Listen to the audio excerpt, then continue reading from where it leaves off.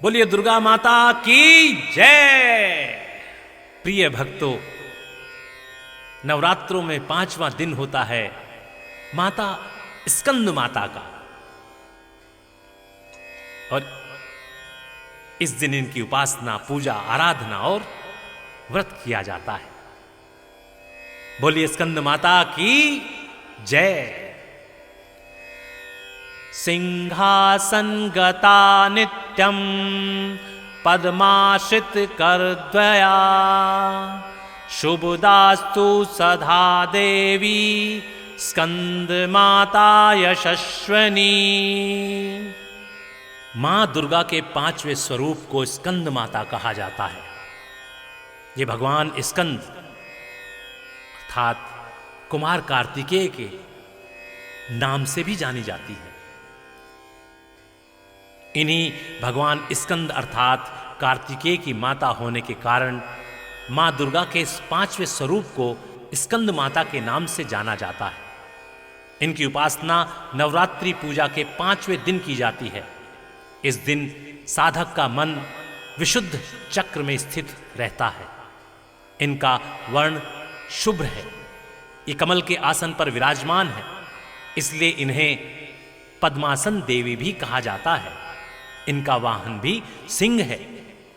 नवरात्र पूजन के 5वें दिन का शास्त्रों में पुष्कल महत्व बताया गया है।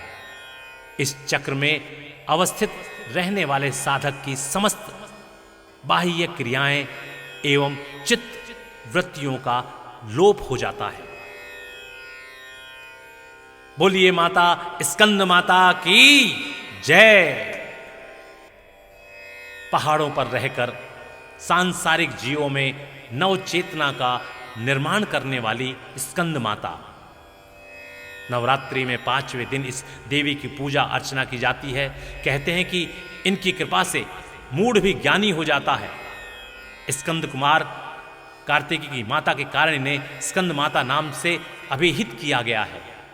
इनके विग्रह में भगवान स्कंद बाल रूप में इनकी गोद में विराजित हैं।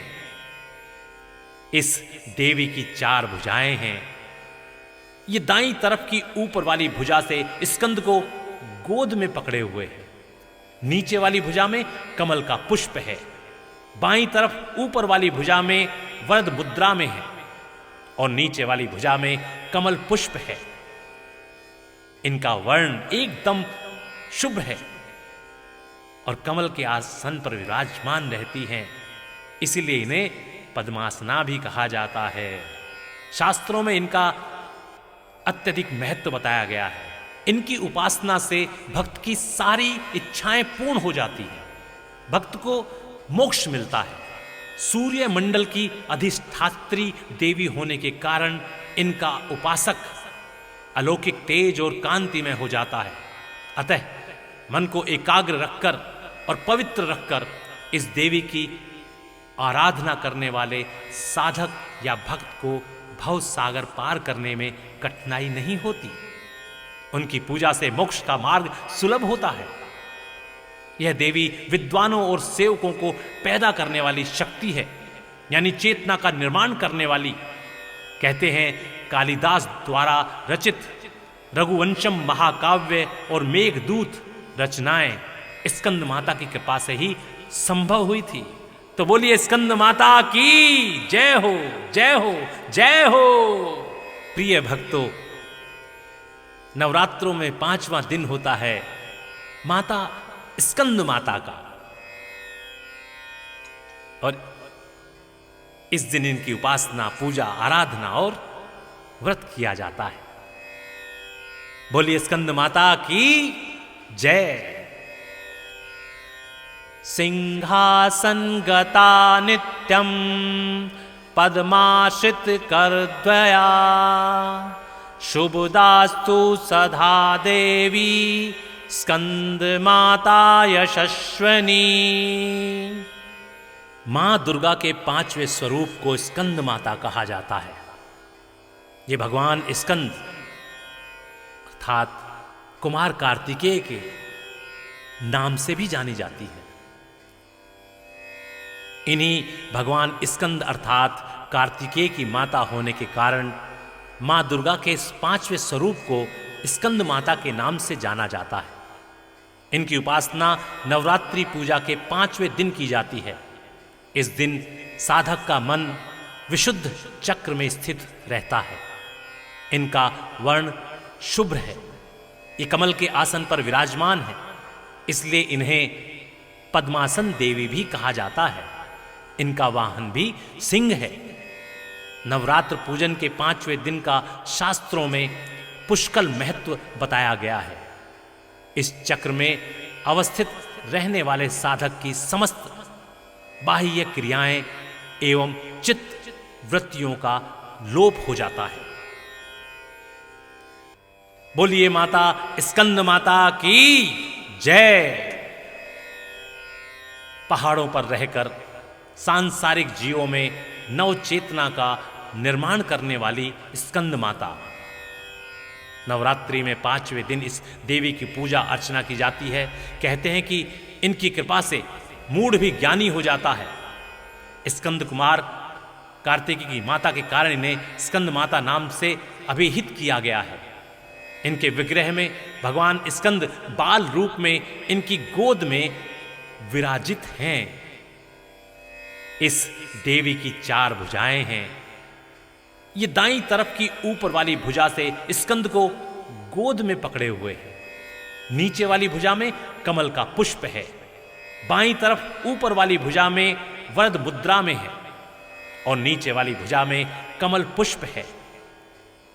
इनका वर्ण एकदम शुभ्र है और कमल के आसन पर विराजमान रहती हैं, इसीलिए इन्हें पद्मासना भी कहा जाता है। शास्त्रों में इनका अत्यधिक महत्व बताया गया है। इनकी उपासना से भक्त की सारी इच्छाएं पूर्ण हो जाती है। भक्त को मोक्ष मिलता है। सूर्य मंडल की अधिष्ठात्री देवी होने के कारण इनका उपासक अलौकिक तेज और कांति में हो जाता है। अतः मन को एकाग्र रखकर और पवित्र रखकर इस देवी की आराधना करने वाले साधक या भक्त को भव सागर पार करने में कठिनाई नहीं होती। उनकी पूजा से मोक्ष का मार्ग सुलभ होता है। यह देवी विद्वानों और सेवकों को पैदा करने वाली शक्ति है, यानी चेतना का निर्माण करने वाली। कहते हैं कालिदास द्वारा रचित रघुवंशम महाकाव्य और मेघदूत रचनाएं स्कंद माता की कृपा से ही संभव हुई थी। तो बोलिए स्कंद माता की जय हो, जय हो, जय हो। प्रिय भक्तों, नवरात्रों में 5वां दिन होता है माता स्कंद माता का, और इस दिन इनकी उपासना, पूजा, आराधना और व्रत किया जाता है। बोलिए स्कंद माता की जय। सिंहासन गता नित्यम पद्माश्रित करद्वया शुभदास्तु सदा देवी स्कंद माता यशस्वनी। मां दुर्गा के 5वें स्वरूप को स्कंद माता कहा जाता है।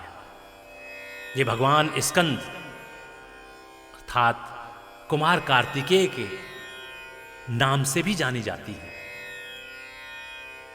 इन्हीं भगवान स्कंद अर्थात कार्तिकेय की माता होने के कारण मां दुर्गा के इस 5वें स्वरूप को स्कंद माता के नाम से जाना जाता है। इनकी उपासना नवरात्रि पूजा के 5वें दिन की जाती है। इस दिन साधक का मन विशुद्ध चक्र में स्थित रहता है। इनका वर्ण शुभ्र है। ये कमल के आसन पर विराजमान है, इसलिए इन्हें पद्मासन देवी भी कहा जाता है। इनका वाहन भी सिंह है। नवरात्र पूजन के 5वें दिन का शास्त्रों में पुष्कल महत्व बताया गया है। इस चक्र में अवस्थित रहने वाले साधक की समस्त बाह्य क्रियाएं एवं चित्त वृत्तियों का लोप हो जाता है। बोलिए माता स्कंद माता की जय। पहाड़ों पर रहकर सांसारिक जीवों में नव चेतना का निर्माण करने वाली स्कंद माता।